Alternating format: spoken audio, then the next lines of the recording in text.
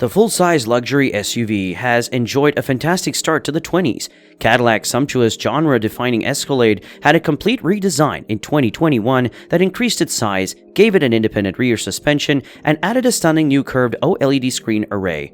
Not to be outdone, Jeep made a splash this year when it made a comeback with its much-awaited new Grand Wagoneer flagship, bringing back a legendary moniker from one of the original models in this now scorchingly popular class.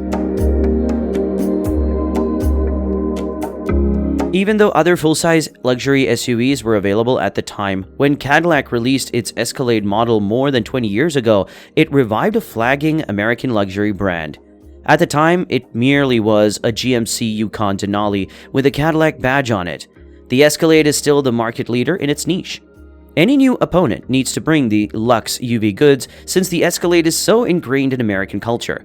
That was the difficulty Jeep had when creating the Grand Wagoneer for 2022. To beat its crosstown competition, it would need to go above and offer even more luxury, comfort, and refinement, as well as, of course, live up to the Grand Wagoneer ancestors whose production ended in 1991, but who previously held themselves to be the standard for opulent SUVs. Does it thus succeed? To find out, we set out in an Escalade and a Grand Wagoneer. We were interested to see how Jeep's returning heroes would fare against the vehicle that serves as the standard by which all contemporary luxo barges are judged, since out-escalating the Escalade is no simple undertaking. Fortunately, at Mudfest, an annual 2-day testing event for trucks and SUVs organized by the Northwest Automotive Press Association, we were able to locate an Escalade and a Grand Wagoneer in the same location. Driving both rigs side by side on the track and the off-road course uncovered some unexpected contrast between the two high-end rivals. Although a barn-sized car is never going to be the best option for a track day, both of these large 3-row vehicles at least have the power to fly down the straightaways. Although the Escalade has a little bit more torque, the Grand Wagoneer's snappy acceleration feels significantly faster because of its standard 6.4-liter HEMI V8 and steep-geared 8-speed automatic. When entering the turns, the Escalade stands out, but in all the wrong ways. The Escalade positively wallows when pushed hard, despite having a high-tech adaptive air suspension and magnetic ride control that feels sufficiently composed under normal driving. It's challenging to maintain throttle control as it plunges and jiggles around the track, and quick elevation changes seem almost blind due to poor vision caused by the car's enormous continental hood. Also, don't even consider slamming it out on the turns. A transmission geared for gentle, leisurely shifts always results in yawning hesitations. The Grand Wagoneer, which is likewise airbagged, handles softly but unremarkably. While it also had sluggish shifting and a comfortable ride, it wasn't as utterly upset by mild track work as the Caddy was, and its speed masks a variety of sins. It's interesting to note that the downmarket normal Wagoneer, a model of which was also there, ended up being the show's unexpected star. Despite being equipped with large off-road tires, the SUV had better track composure thanks to its tauter suspension and more rational powertrain calibration. The Grand Wagoneer has the most off-road-oriented equipment, as one might assume. Even though the vehicle badging doesn't make it obvious, it's still a Jeep. In addition to auto and sport, the SUV comes standard with 3 different terrain settings: rock, sand, mud, and snow. It also has an air suspension that can be adjusted to elevate the ground clearance to 10 inches. An Off-Road Pages app that offers a wide range of temperature and angle monitoring parameters is also present on the screen. The highly well-organized base that the Wagoneer and Grand Wagoneer share with the Ram 1500 pickup truck gives them a robust feel. Both are more than capable on the trail, but neither is nimble enough off-road to receive Jeep's self-designated trail-rated badge. Each one powers through barriers without batting an eye and is sure-footed even in the finest mud.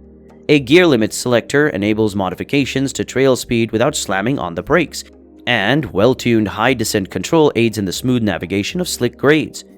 Compared to the Jeep, the Escalade has a more straightforward off-road routine.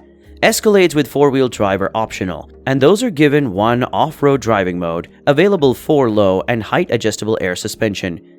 Due to its enormous weight and highway tires, the Escalade occasionally crab walks on trails, but it possesses the torque to move over obstacles without hesitation, even when it lifts a wheel off the ground. Large overhangs and a massive snout on the Escalade limit visibility and the kind of obstacles it can climb, even though off-road grip doesn't feel as well tuned as on the Wagoneers. The Escalade, however, has a benefit at greater speeds since it maintains stability on unpaved bumpy roads, with only a slight rattling through the steering column. The Grand Wagoneer has significantly greater vibration and squeaks within the cabin over the same pavement, probably because of its low-profile tires. The terrain tires on the regular Wagoneer afforded a better ride. Prospective buyers should be aware that the Grand Wagoneer, with its numerous settings and more off-road oriented hardware, will feel overall more confident and versatile on the trail than the relatively limited Escalade, even though none of these six-figure SUVs is likely to be subject to such trail bashing. The Grand Wagoneer's few extra inches in overall length pay off in interior space. It leads the segment in second and third row legroom and also has more cargo space behind the third row than the Escalade. This is despite the fact that the Escalade grew in size with its 2021 redesign, and a new independent rear suspension allowed for a less cramped third row. The Escalade has more cargo space when all the seats are folded down, but the Grand Wagoneer's interior space is comparable to that of the larger, long-wheelbase Escalade ESV. Notably, the Jeep also provides more amenities for passengers in the back row than the Escalade second row window shades, ventilated seats, and an optional center console that duplicates the front console and has its own 10.1-inch temperature touchscreen are all options not available in the Escalade. The Grand Wagoneer's third row, which is roomy, is further back and has more luxuriously padded armrests and even its own fixed glass sunroof. The panoramic unit on the Escalade only extends to the second row. Features are more comparable up front. Wireless phone charging and heating, cooled and massaging front seats are available in both Cadillac and Jeep models. However, only the Cadillac Escalade's center console cooler includes a freeze feature. The Grand Wagoneer has more communication ports at 18, while the Escalade's optional premium sound system has more speakers, 36.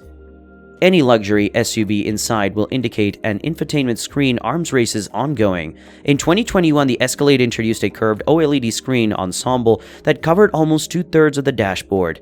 This ensemble is made up of three ultra-high resolution panels that have been put together to provide the appearance of a single continuous interface. The most recent iteration of GM's user-friendly, responsive operating system can be found on the primary center screen, along with a standard wireless Apple CarPlay and Android Auto system, and an overhead 360-degree camera that offers different 3D perspectives.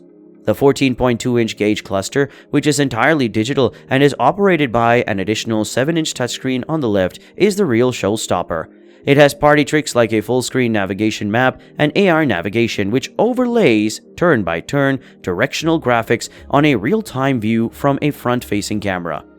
There are numerous screens in the Grand Wagoneer as well, but the experience isn't as fully integrated or cutting-edge.